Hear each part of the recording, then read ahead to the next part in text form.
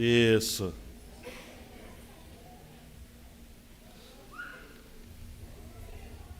Versos 7 a 14.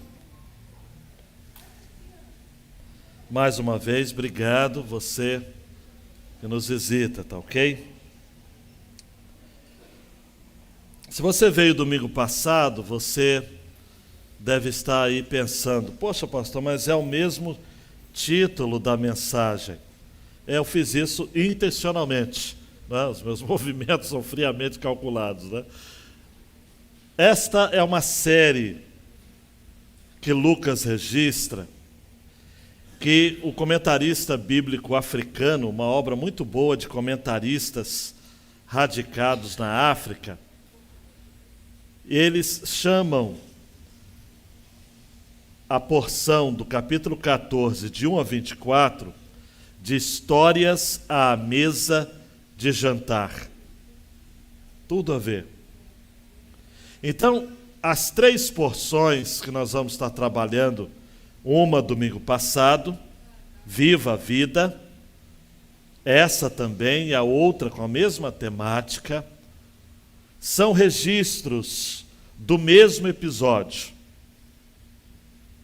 Se você esteve domingo passado, é só para relembrar. Se você não esteve, preste atenção. Era um sábado e Jesus foi convidado para jantar na casa de um fariseu. Não era apenas um fariseu, era um dos principais fariseus. Era um cara, um fariseu de pedigree mesmo, de nome, famoso. Nesse jantar começam a acontecer coisas. E Jesus então aproveita aquele jantar para tocar num ponto muito crucial que faltava aos fariseus, que eram dos partidos religiosos em Israel mais influentes.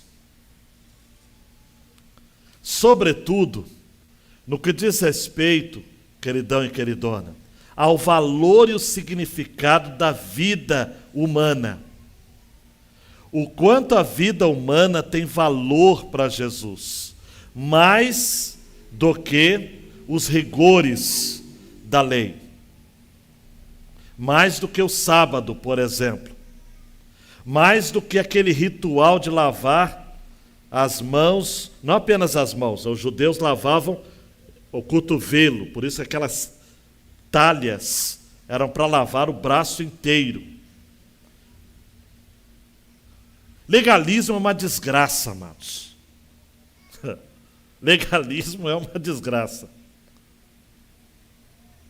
Legalismo leva a pessoa para o inferno, legalismo mata.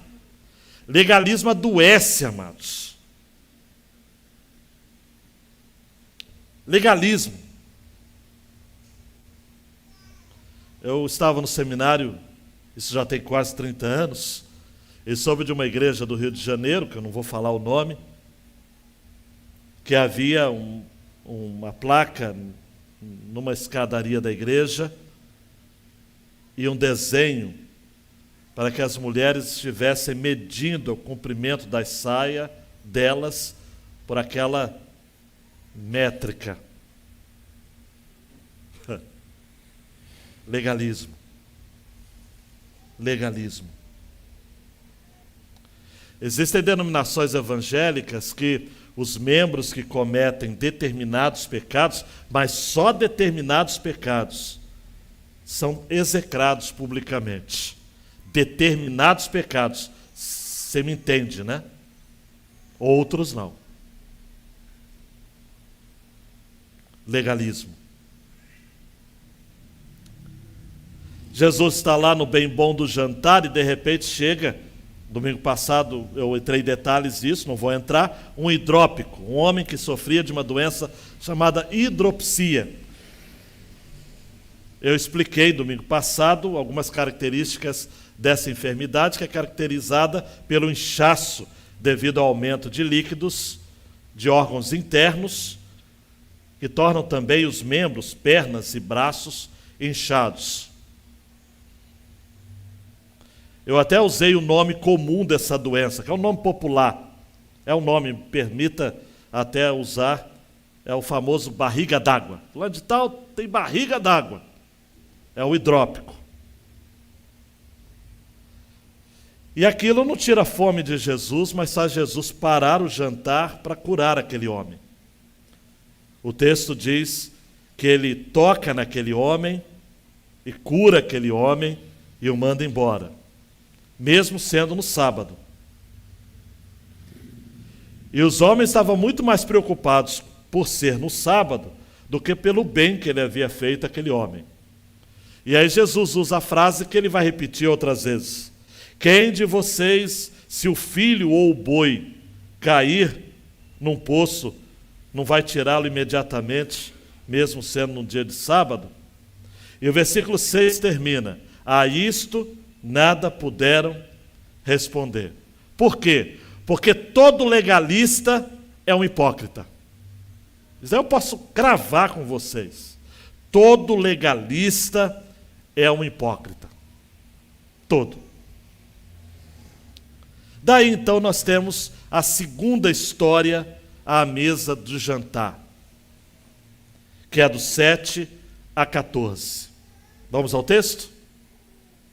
Reparando como os convidados escolhiam os primeiros lugares, Jesus contou-lhes uma parábola.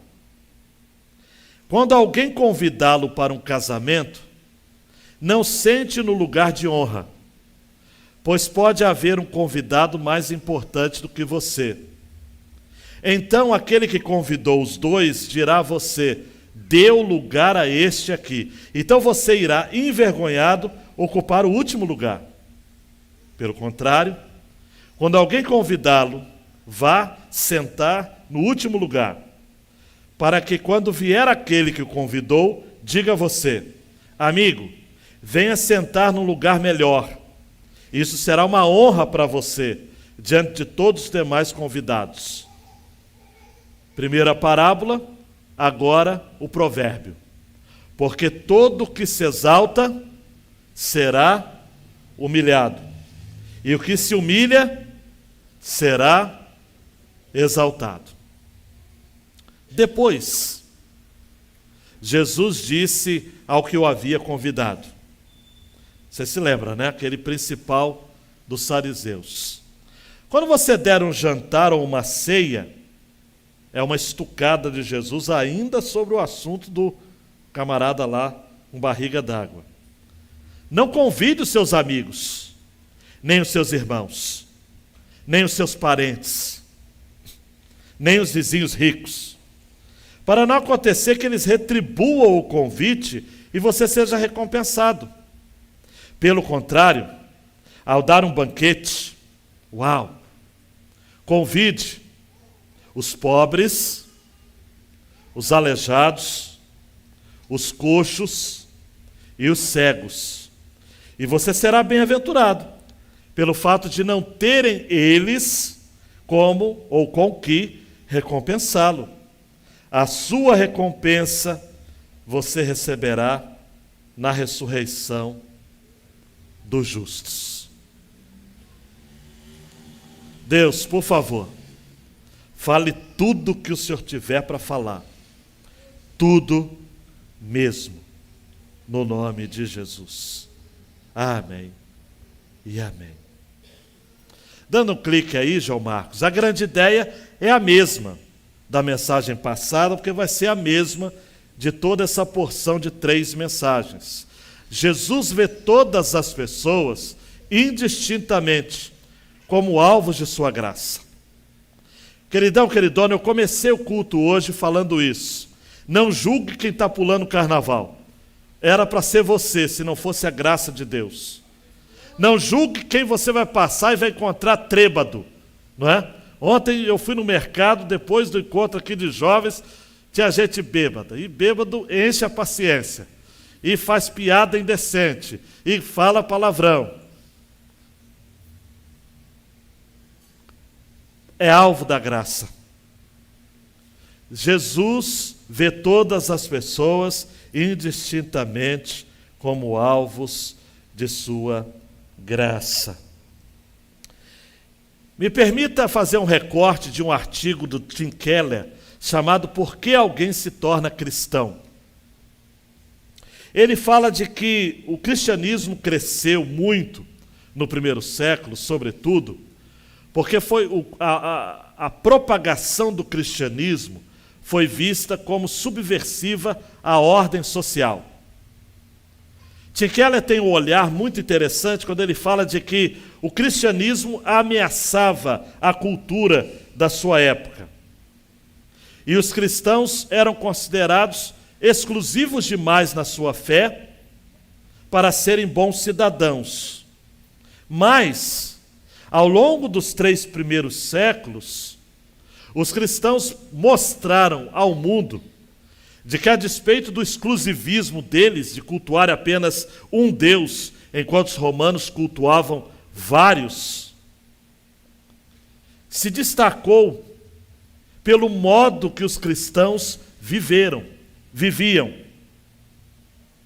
E aí o Tim Keller pega outros estudiosos para dizer 3 coisas importantes que eu quero apenas pensar aqui com vocês como introdução.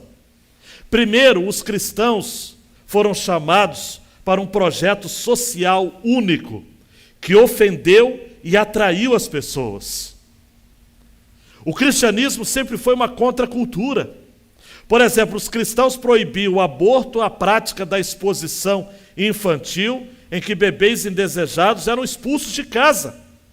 Os cristãos promoviam, então, a adoção de crianças abandonadas.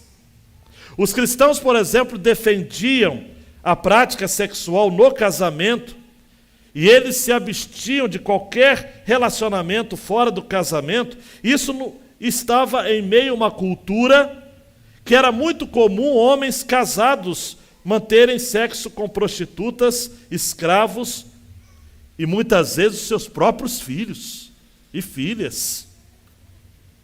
Então os romanos olharam para os cristãos e falaram: ué, o que é isso? Eles adotam as crianças que nós abandonamos? Eles cuidam das meninas que nós mandamos embora? A ética moral e sexual dos cristãos faz com que eles acolham prostitutas dentro da igreja e ainda chama de irmã.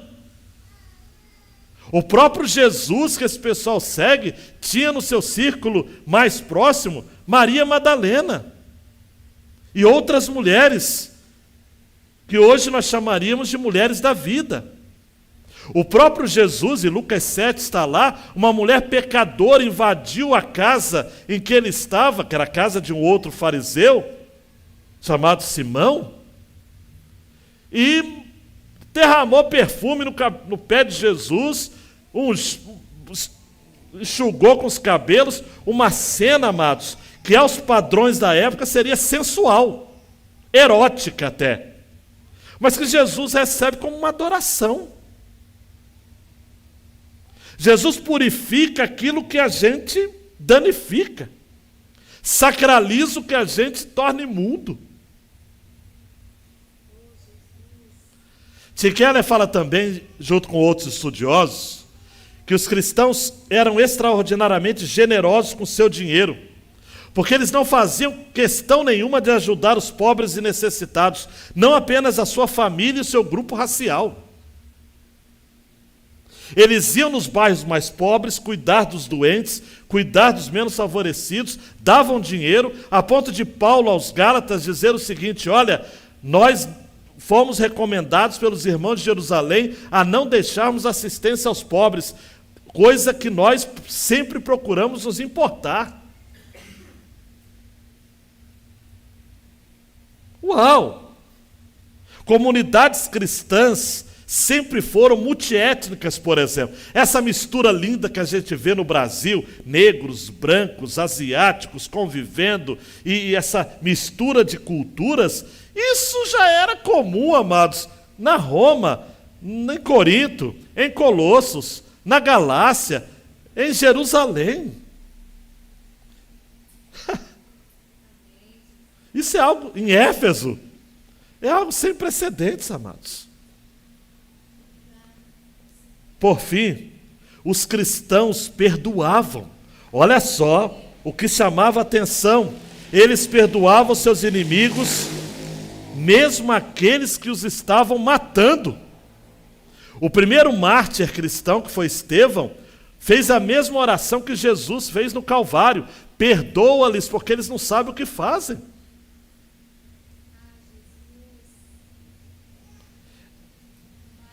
O cristianismo, amados, marcou o seu tempo pelo cuidado, pela preferência que os cristãos sempre tiveram ao outro. Ser cristão sempre foi, primeiro você, meu querido. Primeiro você, minha querida. Paulo, escrevendo aos Filipenses, falou disso, né? Vamos olhar para as necessidades do outro mais do que as nossas, seguindo o exemplo de Jesus. Vamos ter a mesma atitude de Jesus. Algumas versões pobremente traduzem como sentimento. É atitude. Aquele que, sendo igual a Deus, não considerou ser igual a Deus, coisa que devia se apegar, mas rebaixando-se, amados. Auto-esvaziou-se para se tornar homem, servo, obediente até a morte, e morte digna de um criminoso de alta periculosidade. A cruz, amados. Nenhum homem chique morria na cruz. A cruz era só para gentalha.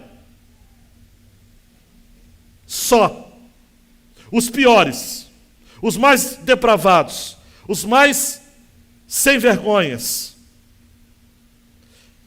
E a cruz, amados, hoje tem quadros bonitos, filmes bonitos sobre a cruz, mas a pessoa era colocada na cruz nua.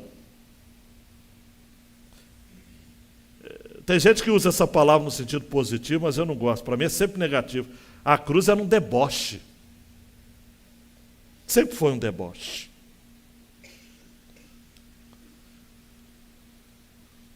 Nesse texto nós aprendemos duas lições.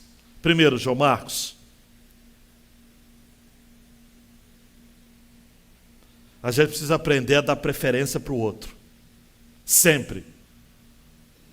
Vamos dar preferência para o outro. E segundo, a segunda parte do texto, nós devemos dar preferência ao outro necessitado, ou menos favorecido, ou mais carente. Voltando, João. Na época de Jesus, amados, escolher os primeiros lugares era sinal de honra e autoridade. Até hoje, dependendo do jantar que você for participar, tome muito cuidado ao entrar, para você não se assentar numa mesa, quem faz festas aqui, que está escrito reservado. Porque se você sentar num lugar que é reservado e não é para você, o mico está na cara. A cultura oriental era essa também.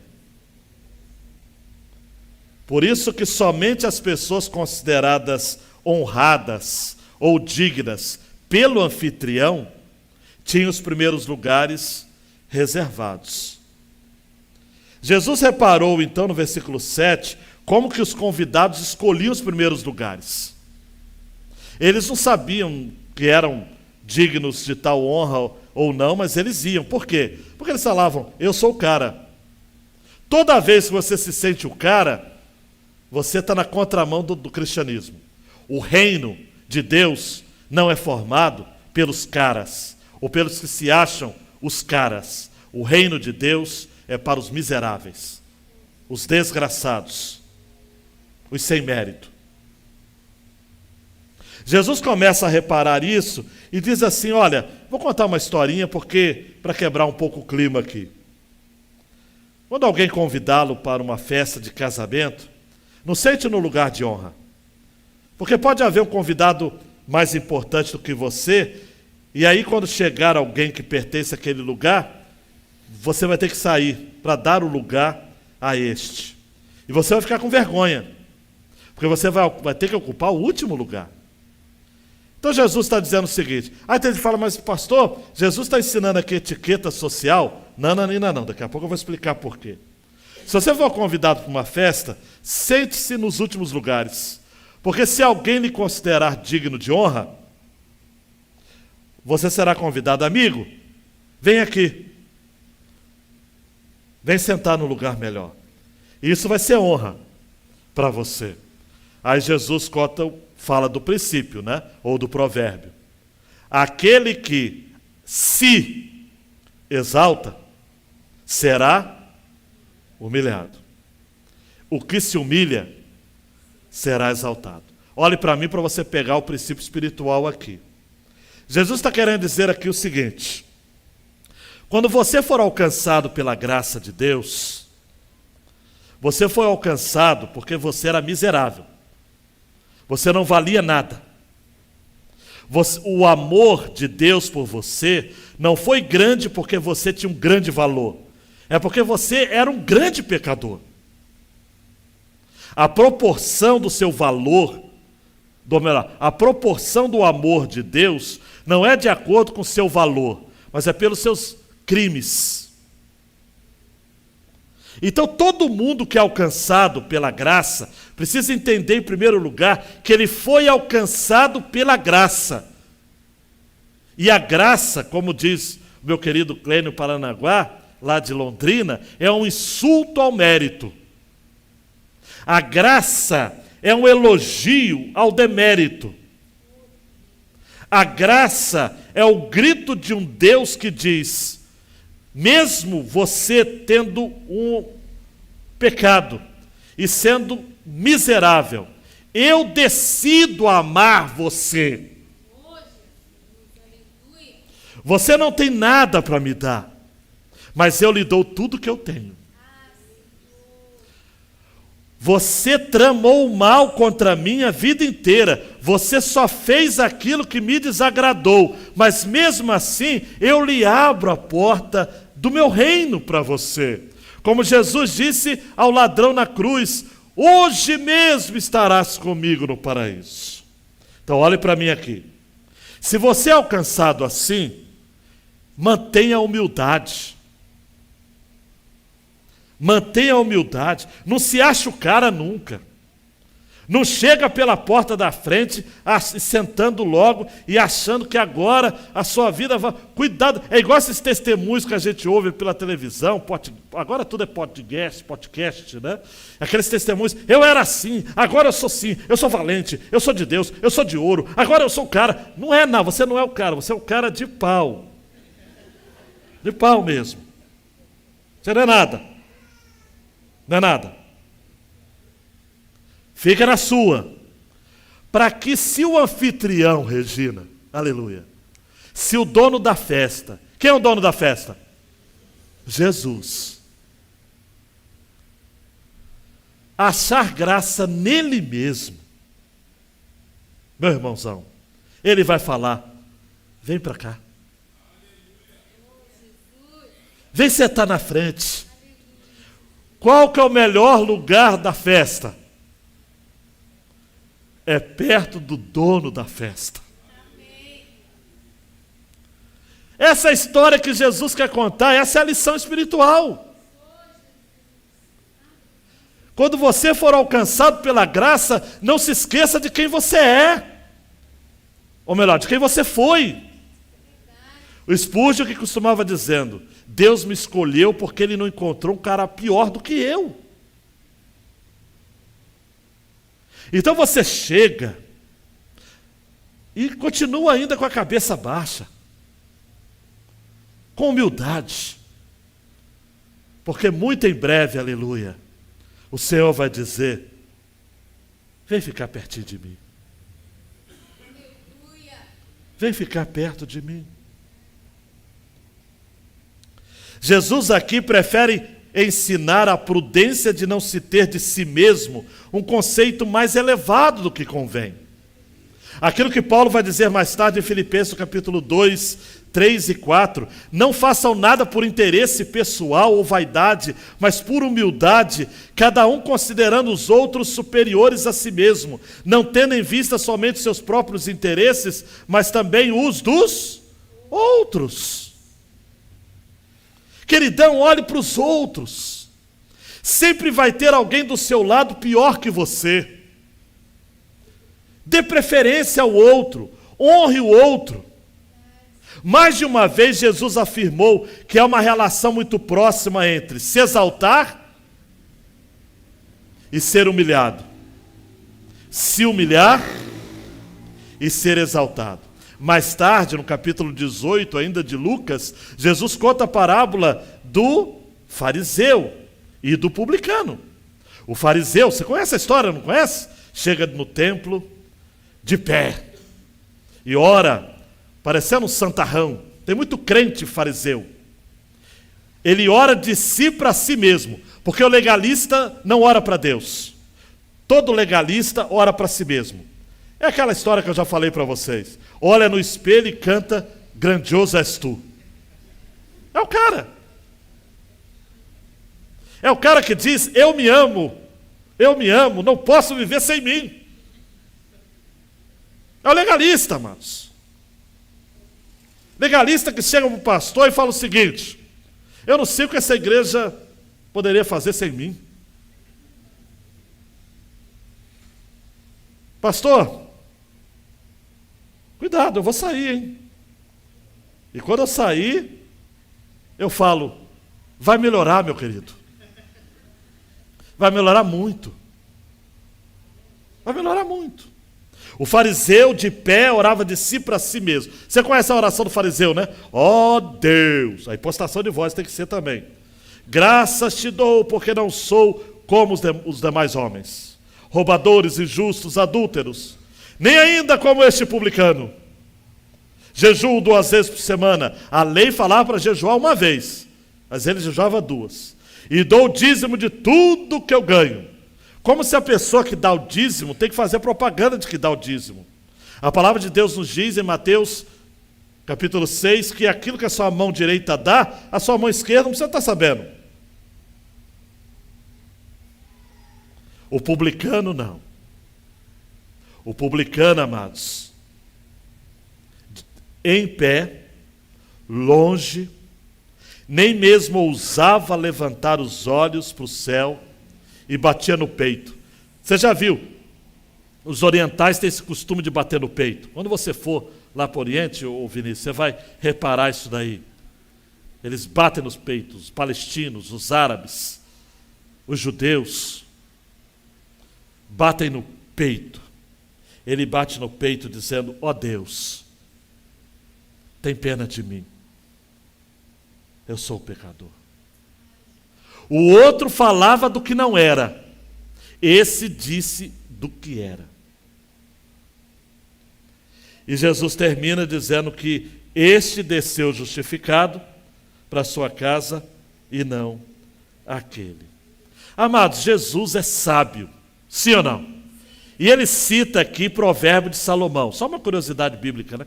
Provérbios 25, 6 e 7. Não se glorie na presença do rei, nem se ponha no meio dos grandes, porque melhor é que lhe digam, suba para cá, do que ser humilhado diante do príncipe. Queridão, queridona, Jesus não está estabelecendo aqui regras de etiqueta, eu já falei, nem princípios gerais de sabedoria. Jesus está dizendo aqui acerca da situação íntima da pessoa. O sentido mais profundo da parábola é de que diante da mesa do reino de Deus, você precisa se tornar pobre e pequeno diante de Deus. Por quê? Porque Jesus era alguém que, 2 Coríntios, Paulo vai dizer no capítulo 8, sendo rico, aleluia, se fez pobre por amor de nós, para que através da pobreza dele, nós nos tornássemos ricos. Tem cara que tem um rei na barriga. Tem cara que acha que é o bambambam.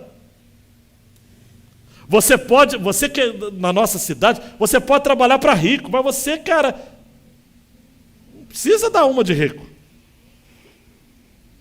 Você pode falar inglês, francês, pode falar o que seja, mas você é pecador, cara.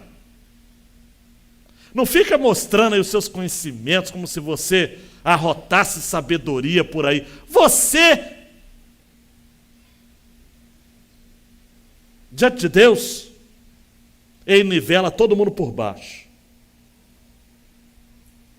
O médico, o juiz, o lavador, o lavrador, o flanelinha, o motorista, todo mundo é igual. O professor, todo mundo é igual. Seja humilde. Tem uma moçada aí que está difícil, o cara acha que é alguma coisa. Baixa a bola. Baixa a bola, fica no seu lugar. Se Jesus achar alguma coisa nele mesmo, que em você não vai achar nada, mas nele mesmo, para lhe abençoar, ele vai te chamar. Aleluia. Mas não fica por aí reivindicando, declarando, colocando Deus contra a parede, brigando com Deus, ficando chateadinho porque você é trabalhador braçal. Faz o máximo, queridão, faz o máximo.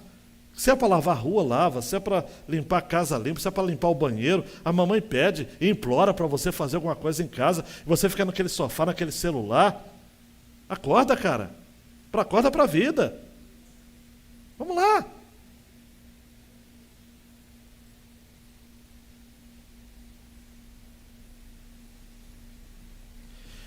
E dê preferência para o outro, João Marcos, menos favorecido. Aí Jesus, depois, versículo 12, disse ao que o havia convidado. Jesus é ousado, né, gente? Vai ser ousado assim, lá na Palestina, né? Falou ainda para o anfitrião dele, vem cá.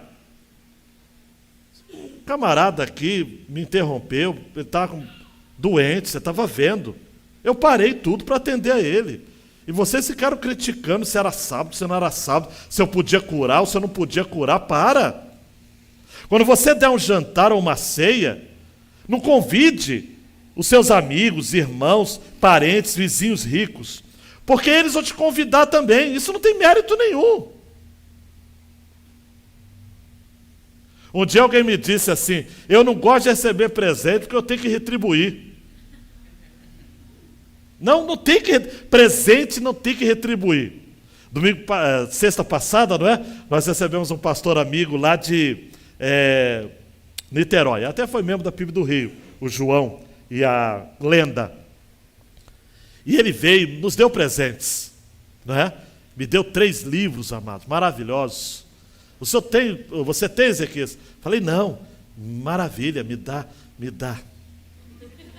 Não é? É bom receber presente. Débora recebeu um negócio de chá e de doce de banana, que eu só comi 2, porque ela disse, é meu, eu não vou dividir. Pecado da alma, do coração da Débora. Orem por mim, para que eu vença esse coração de pedra. Um doce de banana, uma coisa artesanal, lindíssima. Claro, quando você recebe presente, você fala, mas caramba, eu não sou digno. E não sou mesmo. Eu tenho que dar Não, da outra vez, eu vou pregar na igreja dele, se Deus quiser, em outubro. Vou estar junto lá com ele. Jesus falou o seguinte, quando você convidar alguém, não chama alguém que pode lhe retribuir. Chame, versículo 13. Se segura aí na cadeira, hein? Quando você for dar um banquete, versículo 13. Pelo contrário, chama pobre, parece o capítulo 4, né, o Manifesto de Nazaré. Pobre, aleijado, coxo e cego. Porque aí você será bem-aventurado. Olha o mistério, amados, como diriam os irmãos pentecostais, né? Olha o mistério. Tem pentecostal aqui visitando, né? Você, então não posso falar muito não, pode ter recaída e pode agir aqui, né? Porque eles não têm como retribuir. Porque aí vai ser graça. Porque dar algo para alguém lhe dar de volta é dívida, é troca, é permuta, é negócio, é business. Agora, dar para um sujeito que não pode dar nada para você, e Jesus rasga o verbo, né? Pobre, aleijado, coxo e cego. Você é bem-aventurado, Heitor, porque quem vai lhe recompensar é Deus na ressurreição dos justos. O bem que você faz a um pobre, cego, aleijado, coxo, Deus vai lhe recompensar, Darcy. Porque o provérbio de Salomão diz: quem dá aos pobres empresta a Deus.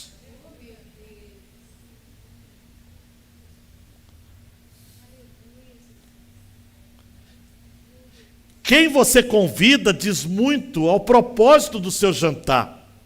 Você quer se exibir ou você quer partilhar? O anfitrião, amados, convidou os melhores. E nós somos assim, olhe para mim, por favor. Eu disse isso no domingo passado, eu vou repetir. Nós, os crentes, nós só gostamos de conversar com os iguais. Nós até temos os códigos, não é? Um evangeliquez meio idiotizado. É bênção, é só vitória, só Jesus na causa. E a gente vai falando esses mantras, esses códigos linguísticos. Mas, gente, a nossa missão é com o mundão, meu amigo. É para alcançar quem está fora da bolha. Em nome de Jesus, fura a bolha. Fura a bolha. Jesus está dizendo o seguinte: olha, pare de ficar buscando compensação humana. Pare de ficar convidando quem depois vai bater no seu ombro e vai dizer: obrigado, viu? Depois, semana que vem, é lá em casa. Dê para quem nunca vai dizer: semana que vem vai ser lá em casa. Porque quando você ressuscitar junto com os justos, será grande o seu galardão aqui na terra, lá no céu. Eu terminei a mensagem domingo passado falando sobre isso, não é? Mateus 24, não foi isso? Quando Jesus diz: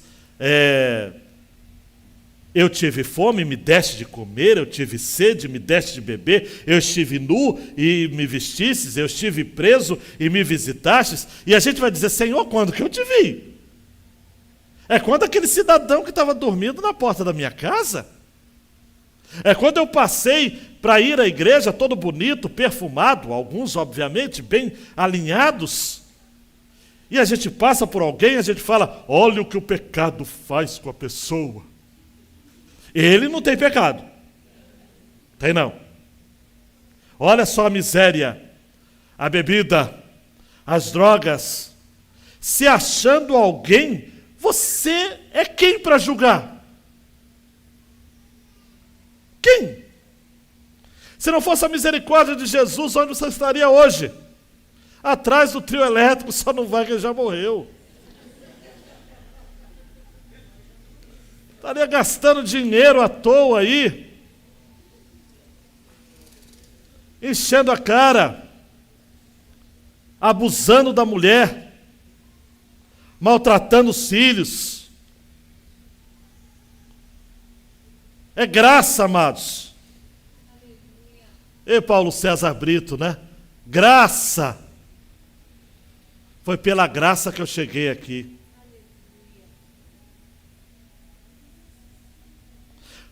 Quando você der esmola, queridão, aprenda com Jesus, tá ok? Não fica tocando trombeta. Não fica como jogador de futebol que vai fazer ação social e já chama a imprensa para chegar antes. Para quando chegar, os holofotes estão ali. Olha que eu não vou falar o nome, tá transmitindo, é chato falar de Gabigol ou de outros, mas falei. É o artista, o jogador.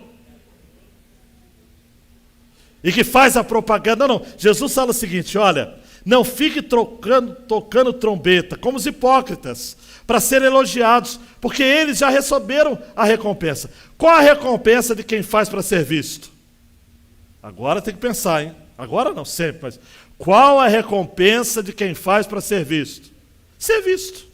Ele já foi visto. Valeu. Agora, quem faz em segredo, aleluia, o Pai que te vê em segredo, aleluia, Ele te recompensa.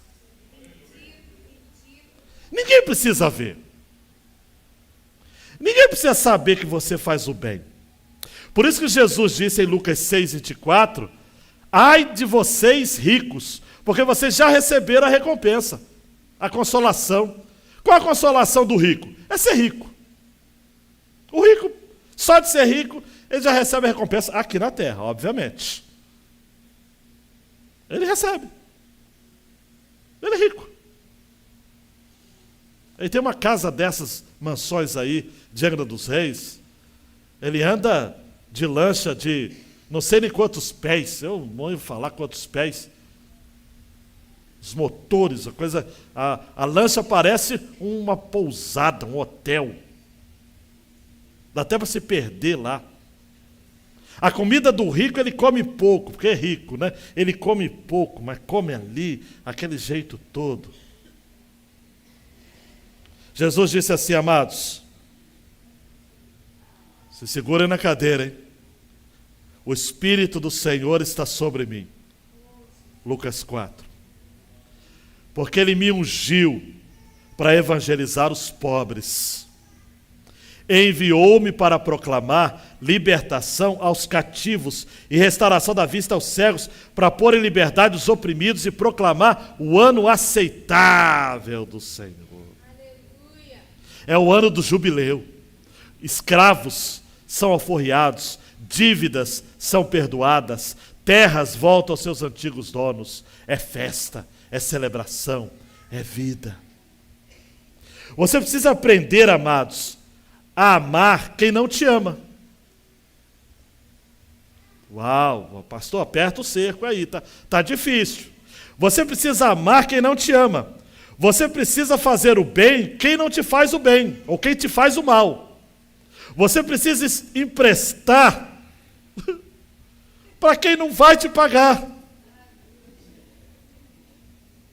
Você precisa amar os seus inimigos. Ah, pastor, mas onde tem isso na Bíblia? Lucas 6, 32-36. Jesus fala, se vocês amam aqueles que os amam, que recompensa terão? Eu amo a minha esposa, eu amo meu filho, eu amo você. E você diz, eu te amo também. Eu tenho que amar o não amável. Eu tenho que amar o imprestável. Eu tenho que amar o criminoso. Se fizerem bem aos que lhe fazem bem, que recompensa terão? Até os pecadores fazem isso. Até os bicheiros fazem isso. Até os traficantes fazem isso. Até os milicianos fazem isso.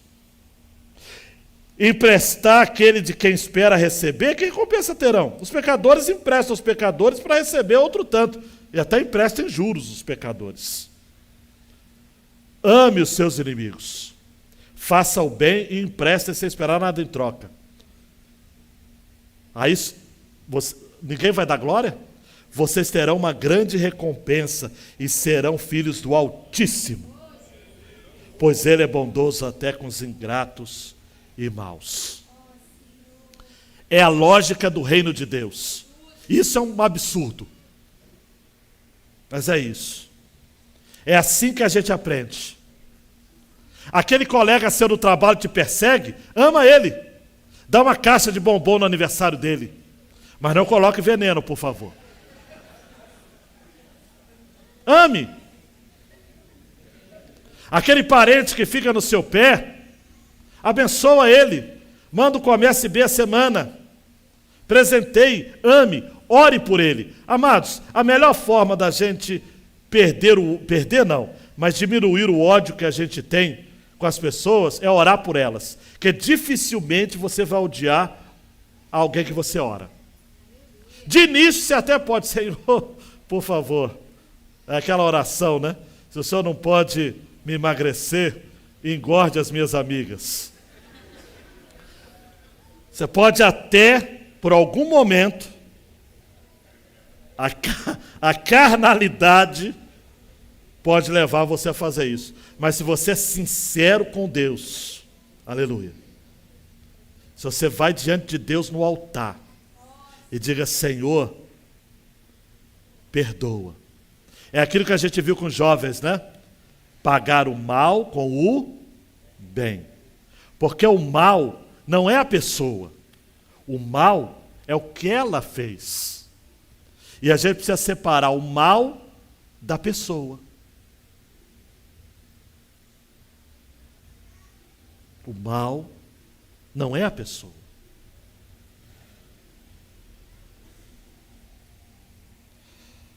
Fato é, queridão, que a gente precisa escolher qual mesa a gente quer participar. Da mesa dos iguais ou da mesa do Rei Jesus. A mesa do Rei dos homens é a mesa dos iguais. Só senta na mesa dos iguais, o próprio nome já diz, quem é igual.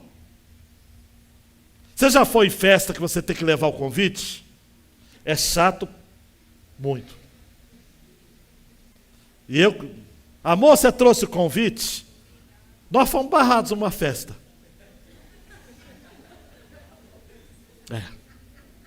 Lá no balneário. Era um casamento, eu perdoei. Mas era um casamento. Eu fui padrinho no casamento? Não. Mas tinha um convite. Não.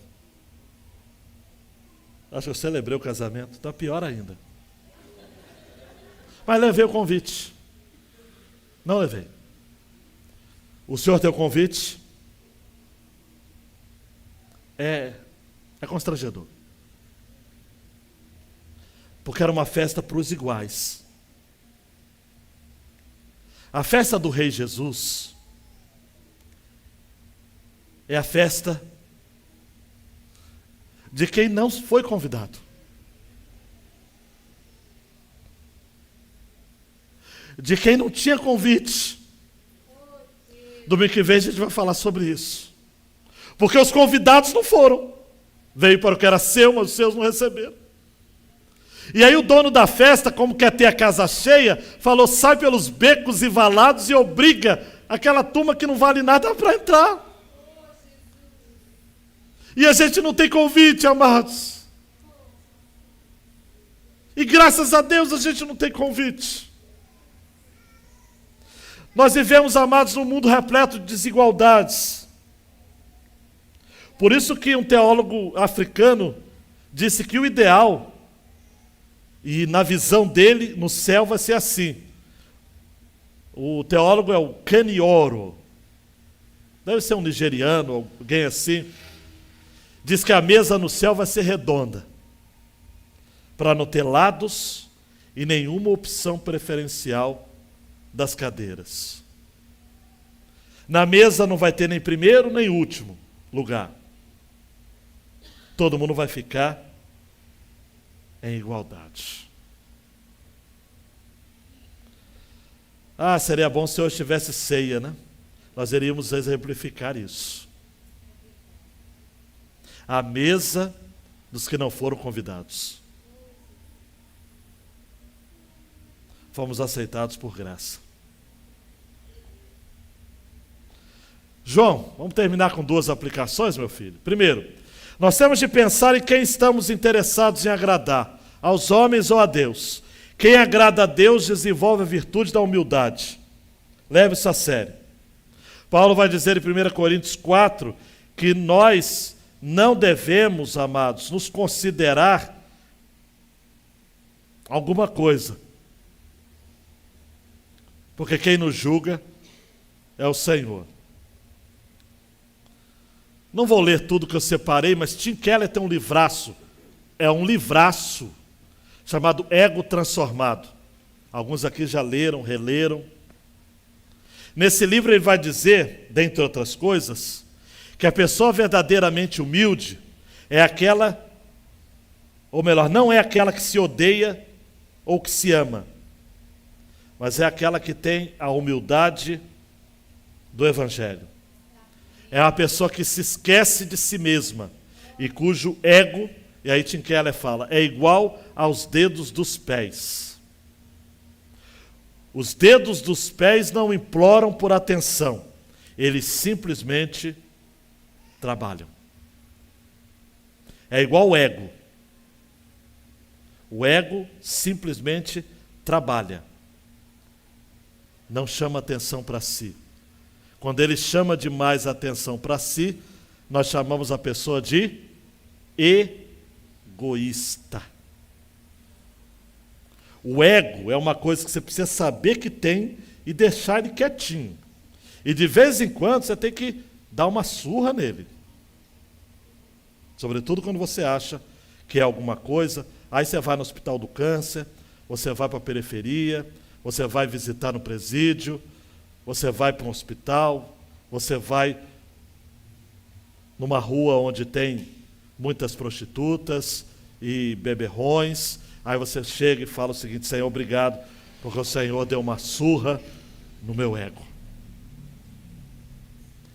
Segundo, João Marcos, experimente incluir na sua vida pessoas que não têm como lhe pagar pelos seus investimentos a elas.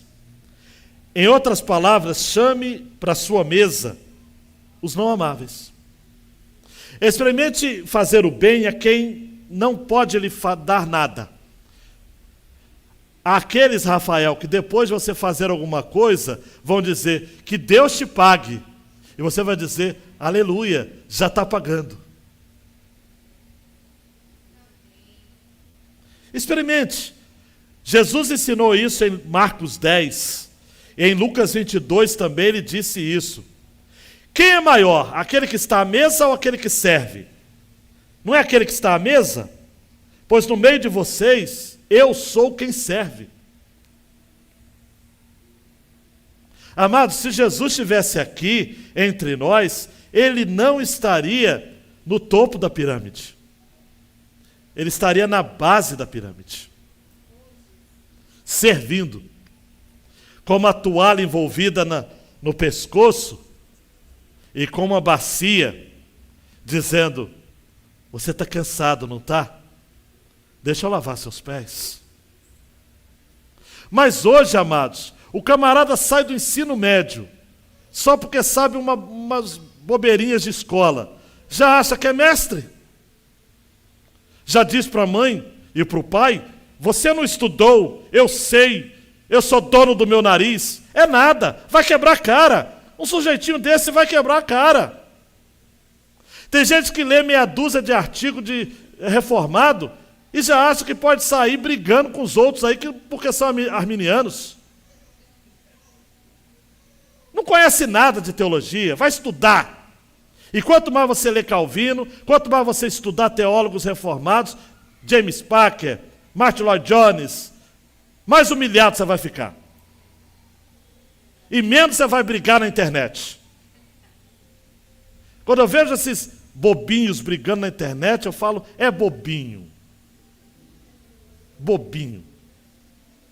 É igual um aluno meu lá do Nordeste, me chamou bravo. Primeiro dia de aula, o homem já está bravo.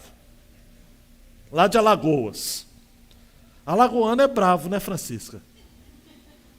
Ele falou, pastor, eu quero saber qual vai ser a sua linha nessa matéria que o senhor está dando aula. Hein, Léo? Estava bravo.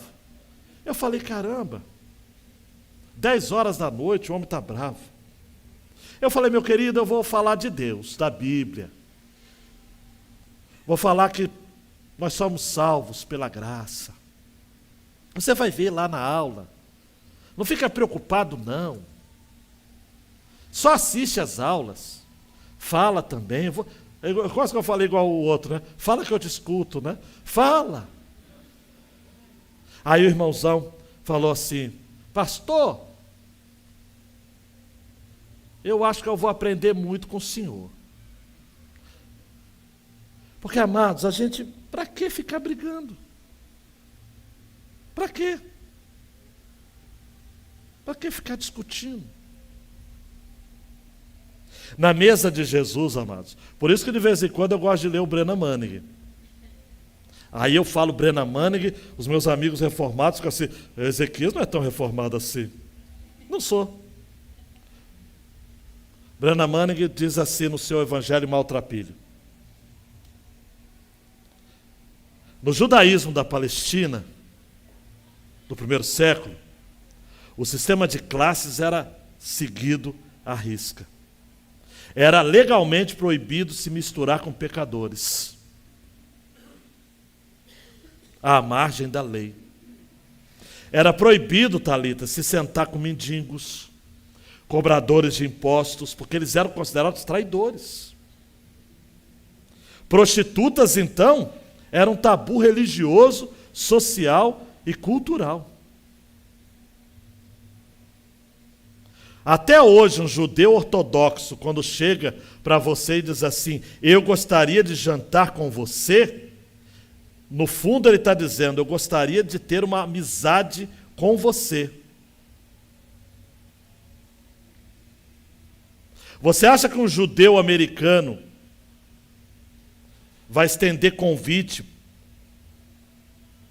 para quem ele não julga digno do seu Migdash Meat, que em hebraico significa santuário da minha sala de jantar?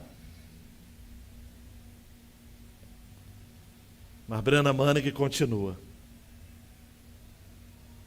Mas Jesus, amados, ele aceitava como amigos e iguais aqueles que a sociedade tratava como vergonha, humilhação e culpados. Jesus se importava com eles como pessoas. Jesus até tocava neles.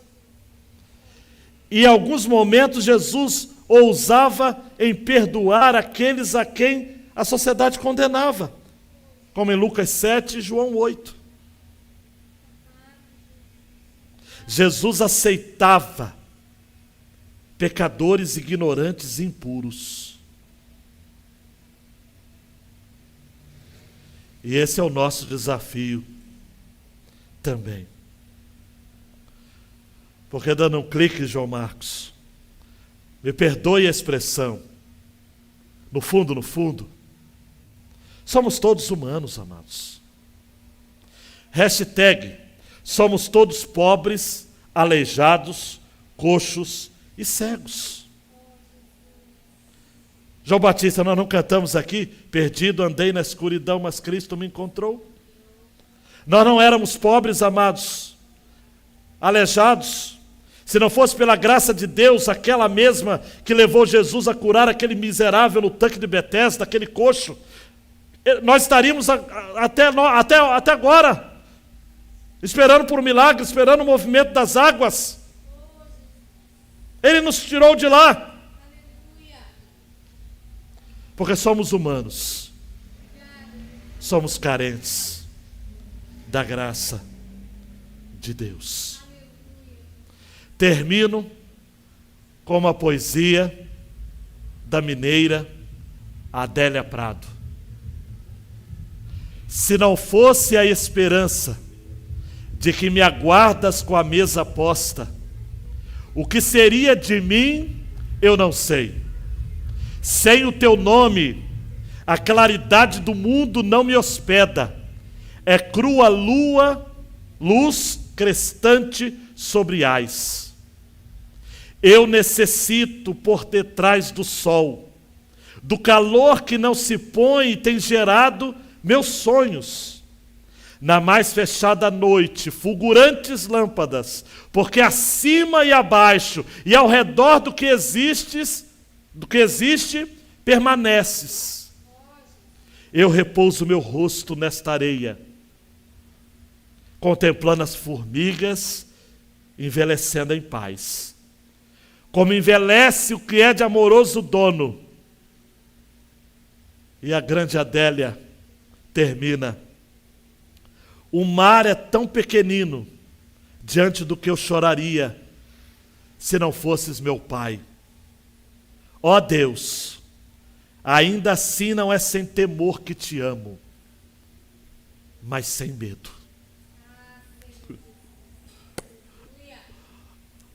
Ó Deus, ainda assim não é sem temor que eu te amo, mas sem medo. Porque Ele nos chamou para perto da mesa dEle. Ele disse: vinde benditos do meu Pai, possuí por herança aquilo que vos estava preparado desde a fundação do mundo. Ele nos colocou para junto de si. E a gente não precisa ter vergonha para chamá-lo de Deus, de Pai. E a gente pode se esconder dele, nele, encontrar aconchego.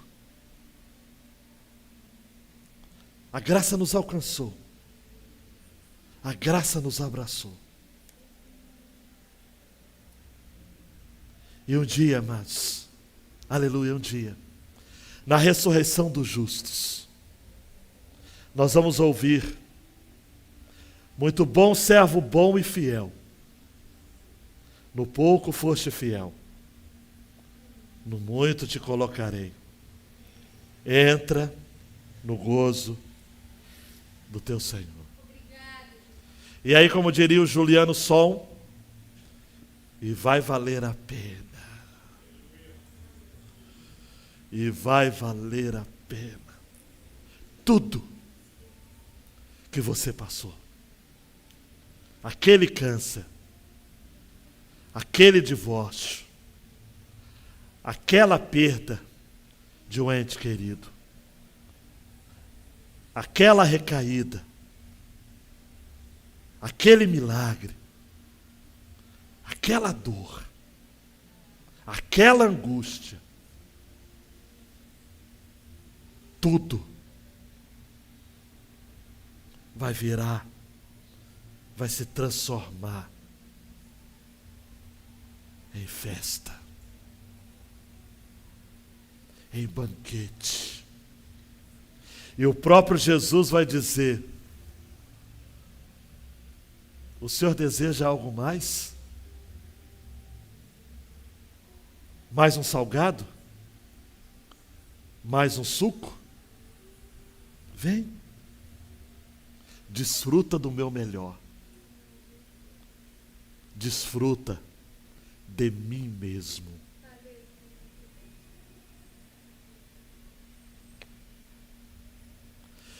Deus, por isso que na vida a gente nunca pode achar que é alguma coisa.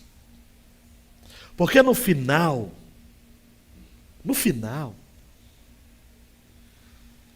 nós somos humanos. Como aquele homem com barriga d'água que foi alcançado naquele jantar. Como aqueles da parábola que Jesus contou que chegaram na festa e ficaram retraídos no seu lugar lá atrás para serem julgados, honrados de ficarem perto do anfitrião. Nós somos como os cegos, coxos, os pobres cegos, coxos e aleijados, que fomos convidados porque nós não tínhamos como retribuir ao dono da festa. A graça nos alcançou.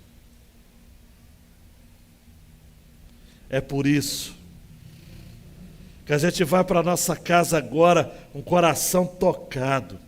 E a gente vai passar de ônibus, de bicicleta, de carro, e a gente vai ver pessoas a que a gente vai estender as mãos e dizer: Deus, alcance. Deus tenha misericórdia desses, como o Senhor teve misericórdia de mim um dia. E assim a gente vai viver humilde, sensível, grato por tudo que o Senhor tem feito na nossa vida. No nome de Jesus. Amém. E amém.